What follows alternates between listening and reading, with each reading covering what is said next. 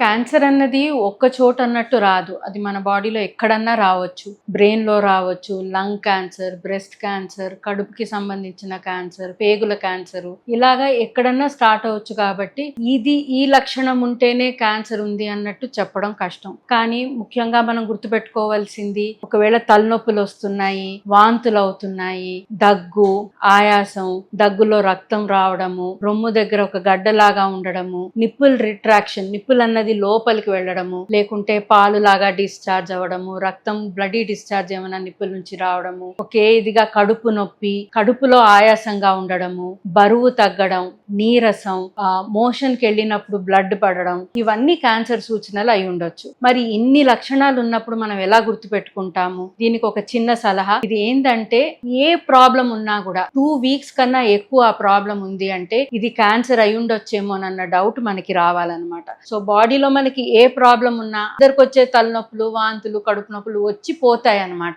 కానీ ఏదన్నా కూడా 2 వారాల కన్నా ఎక్కువ ఉంది అంటే ఇది క్యాన్సర్ ఏమోనన్న డౌట్ మీకు రావాలి. మీరు దగ్గర ఉన్న డాక్టర్ దగ్గరికి చూపెట్టుకుంటే వీలైన వరకు ఏం చేయాలన్నది చూసి, ఏం టెస్ట్ చేయాలో చూసి దాన్ని బట్టి డిసైడ్ చేస్తామన్నమాట. సో లక్షణాలు గుర్తుపెట్టుకోకుండా టైం గుర్తుపెట్టుకోండి. 2 వీక్స్ కన్నా ఎక్కువ ఏ సిమ్టమ్ ఉన్నా కూడా డాక్టర్ దగ్గరికి వెళ్ళి చూపెట్టుకోండి.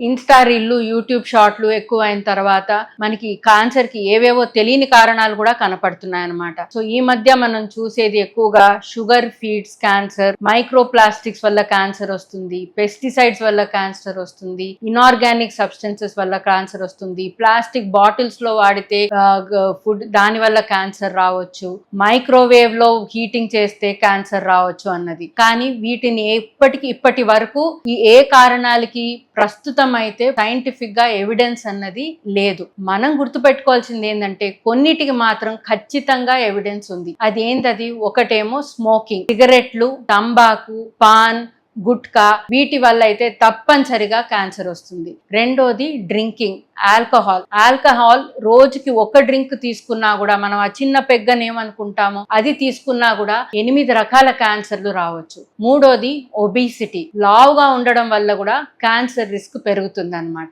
సో ఈ ఇన్స్టాల్లో చూసే కారణాల కన్నా మన దేశంలో ఈ కారణాలు ఇంకా ముఖ్యం. స్మోకింగ్, ఆల్కహాల్, ఒబిసిటీ, ఈ 3 కారణాలు మనం గుర్తుపెట్టుకొని వీటిని నివారించడానికి ఏం చేయాలి అన్నది మనం ఆలోచించాలన్నమాట. Definitely don't smoke, no amount of drinking is safe and daily exercise and a healthy diet is important to prevent cancers.